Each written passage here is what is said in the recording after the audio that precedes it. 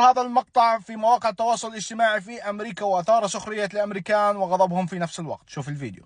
أغلبكم شاف هذا المقطع لمجموعة من الأشخاص في دولة خليجية يقدمون الطعام، ولكن كمية الطعام كانت جدا كبيرة مما أثار سخرية الأمريكان وغضبهم في نفس الوقت.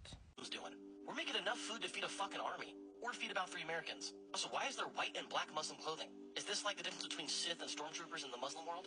Is this just an average day in Muslimville? Why would we ever need this much food? Is it a wedding? I only see dudes, so is it a game? Why do you want the sheep's head inside the food? There's like 7 sheep heads in there. Wouldn't it have tasted and looked better if you just left that alone? What is this dish called? I see a Pepsi can, but what other sodas are sitting there on the mat? I'm conflicted because the food looks disgusting and good at the same time. And I'm not gonna lie, the preparation looks super fucking clean. The whole environment looks clean. It looks like you're eating in a fucking castle. الشخص اللي نشر هذا الفيديو وبيعلق عليه عنده 2 مليون متابع على التيك توك، ومعروف في فيديوهاته انه في اغلب فيديوهاته بتمسخر في طريقة غير لائقة على الموضوع.